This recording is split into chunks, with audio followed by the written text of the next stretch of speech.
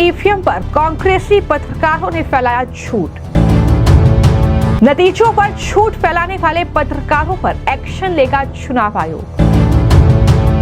EVM को लेकर कांग्रेस में पड़ी जबरदस्त फूट। कार्ति चिदंबरम बोले ईवीएम से नहीं हो सकती छेड़छाड़। महाराष्ट्र से लेकर झारखंड और उपचुनाव के नतीजे आने के बाद अब एक बार फिर से हार का ठीकरा विपक्ष जो है वो ईवीएम पर फोड़ रहा है। कांग्रेसी नेताओं से लेकर तमाम एजेंडाधारी जो पत्रकार हैं वो अब ईवीएम और चुनाव आयोग पर जमकर अफवाह फैला रहे हैं, झूठ फैला रहे हैं। झारखंड में ही नहीं बल्कि महाराष्ट्र में। जी हां, क्योंकि झारखंड में विपक्ष की जीत हुई, वहां पर ईवीएम उनके लिए बिल्कुल ठीक है, लेकिन गड़बड़ी तो महाराष्ट्र में हुई है क्योंकि वहां पर एमवीए की जबरदस्त तरीके से जो हार हुई है वही दरअसल ईवीएम पर ठीकरा फोड़ने का कारण जो है विपक्ष के लिए बन रहा है। तो ऐसे में ईवीएम को लेकर जमकर कांग्रेस पार्टी के नेता, चाहे वो दिग्विजय सिंह हो, चाहे वो नाना पटोले हो, चाहे वो हिमाचल प्रदेश के मुख्यमंत्री सुखविंदर सिंह सुक्खू हो या फिर कर्नाटक के गृह मंत्री हो, तमाम लोग ये कह रहे हैं कि ईवीएम हैक हुई है। तमाम लोग ये कह रहे हैं कि बैलेट पेपर से चुनाव होना चाहिए, इस तरीके की गड़बड़ी ईवीएम में की गई है। ये तमाम तरह की अफवाहें फैलाई जा रही हैं। तो ऐसे में जो कांग्रेस के एजेंडे पर काम करते हैं कुछ पत्रकार, वो भी दरअसल इस झूठ को फैलाने से बाज नहीं आ रहे हैं।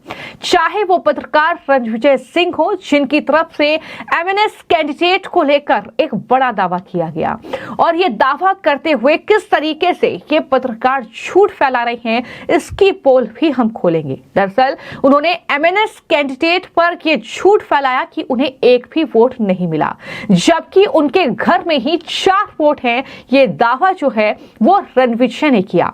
लेकिन जब हमने इलेक्शन कमीशन की वेबसाइट को खंगाला तो आप ये आंकड़ा देख सकते हैं कि महाराष्ट्र में राज ठाकरे की पार्टी के उसी कैंडिडेट राजेश को 5456 वोट मिला है। ये चुनाव आयोग की वेबसाइट बता रही है, जबकि ये पत्रकार झूठ फैला रहे हैं कि उन्हें एक भी वोट नहीं मिला। ये एक मामला है, लेकिन वहीं पर कुछ ऐसे ही दावे जो हैं लगातार सोशल मीडिया पर किए जा रहे हैं।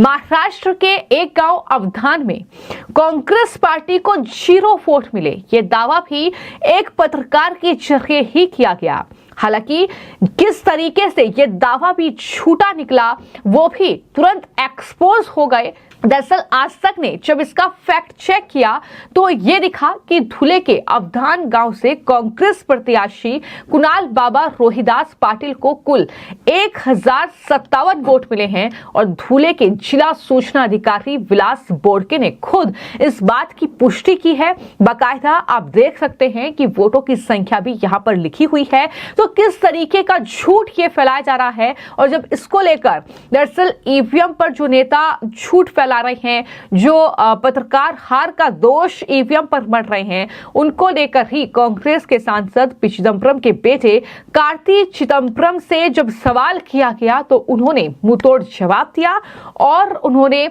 अपनी ही पार्टी के नेताओं को कहीं ना कहीं घेर लिया और ये कहा कि मैं 2004 से चुनाव में हिस्सा ले रहा हूं, लेकिन मेरे पास अभी तक ईवीएम में छेड़छाड़ या फिर हेराफेरी का कोई सबूत नहीं है। यानी कार्ति चिदंबरम जो हैं वो इस बात को पूरी तरीके से नकार रहे हैं कि ईवीएम में कोई छेड़छाड़ हुई भी है। क्या कुछ कार्ति चिदंबरम ने कहा है वो सुनिए। I have a different view about the EVM. I mean, if my senior party colleagues have a different view, it's for them to articulate it. I have been participating in elections which have been using EVM since 2004. I personally have had not had any bad experience. Neither do I have any evidence to suggest that there is any kind of manipulation or tampering. If others have some sort of doubt about the efficacy of the EVM. It's really for them to say. But I personally do not have any doubts or about the robustness or the efficacies of EVMs, because we win elections in EVMs, we lose elections in EVMs. So I mean, unless somebody comes up with really scientific data to prove that there has been manipulation, I can't. I'm not willing to change my mind. But if others, I know that many in my party have a different point of view. If they have a different point of view, it's really for them to explain it. तो जैसे ही कार्ति चिदम्बरम का ये बयान सामने आया, तो वैसे ही ये कहा जा रहा है कि क्या ईवीएम के मुद्दे को लेकर अब कांग्रेस पार्टी दो धड़ों में बढ़ चुकी है। इसको लेकर बीजेपी ने भी बाकायदा ट्वीट किया है और बीजेपी ने ट्वीट करते हुए लिखा कि सुनिए, कट्टर कांग्रेसी नेता हैं पी चिदम्बरम के बेटे कार्ति चिदम्बरम और वो भी मान रहे हैं कि ईवीएम से छेड़छाड़ तो नहीं हो सकती। ईवीएम पर आरोप लगाना गलत है, ये कार्ति चिदम्बरम कह रहे हैं, जिसे बीजेपी ने भी ट्वीट किया है। यानी कुल मिलाकर एक तरफ आप सुन लीजिए कि किस तरीके से जो है दिग्विजय सिंह से लेकर नाना पटोले और कांग्रेस पार्टी से लेकर महाविकास अघाड़ी के तमाम नेता ईवीएम पर दोष मढ़ रहे हैं इस हार का। मेरा ये संवैधानिक अधिकार है कि जहां मैं वोट चाहूं वहां मुझे वोट दूं, और जहां वोट मैंने दिया है वो उसका मेरे हाथ में आए और हाथ में देने के बाद उसकी गणना हो। ये मेरे संवैधानिक अधिकार है जिनका पालन नहीं हो रहा है। बैलेट पे होना चाहिए, बैलेट पे होना चाहिए, और बैलेट से ना हो और आपको ईवीएम से इतना ही प्यार है तो आप वीवीपैट स्लिप डब्बे में गिराने के बजाय हमको हाथ में दे दीजिए ना। क्या कहते हैं आपको, उसको हम देख के और अलग से बैलेट बॉक्स में डाल देंगे, उसकी गिनती करिए। और ये गलत धारणा है कि गणना में समय लगेगा। अरे 14 टेबल लगाने के बजाय 50 टेबल लगा दीजिए, 6 राउंड में पूरा हो जाएगा, 6-7 घंटे में पूरा हो जाएगा। माननीय चुनाव आयोग पूरी तरीके से निष्पक्षता से काम। देखो, महाराष्ट्र में जो कुछ भी चुनाव के नतीजे आए हैं, पार्टी हाईकमांड को भी उस नतीजे से अवगत है, क्योंकि खुद पार्टी हाईकमांड भी वहां मौजूद थी। तो जो भी चुनाव के नतीजे है वो किसी को भी एक्सेप्ट होने लायक नहीं है, ना महाराष्ट्र के पब्लिक को भी है। तो इस विषय का एक मंथन हमने किया है और रास्ता कैसा बनाने का वो, और जनभावना जो है, आज महाराष्ट्र का सोशल मीडिया देखोगे तो पब्लिक बोलती कि हमारे वोटों से सरकार नहीं आई है। तो जनता की जो भावना है उसको हमेशा कांग्रेस पार्टी ने उसको रिस्पेक्ट किया है। आज मैं मेरे नेता राहुल जी से भी उसी बारे में बात करने यहाँ पर आया हूँ और मुझे लगता है कि कोई ना कोई अच्छा रास्ता उसमें से निकलेगा।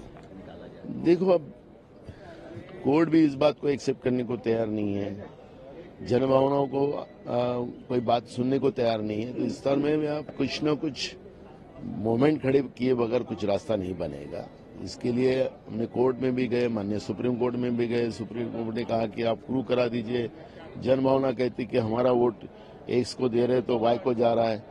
तो इस बात को कोई सुन ही नहीं रहा है। तो एक जन आंदोलन के सिवा दूसरा रास्ता ही नहीं है। तो एक पर्याय हम लोग सोच रहे हैं और उसमें का रास्ता बनाएंगे।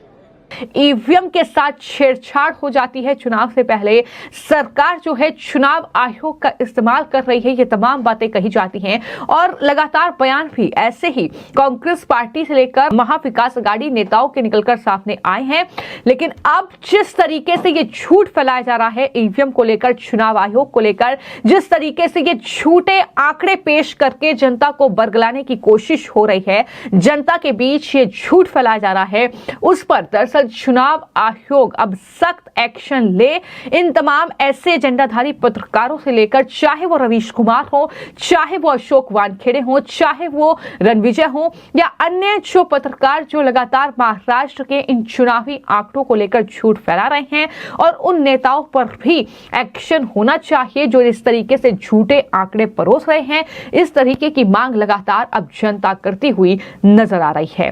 फिलहाल आपको क्या लगता है कि जिस तरीके से ये महाराष्ट्र का चुनावी नतीजा रहा है या फिर झारखंड का भी चुनावी नतीजा आया है, क्या लगता है कि ईवीएम से छेड़छाड़ हुई है? इस पर अपनी राय जरूर साझा कीजिएगा। धन्यवाद।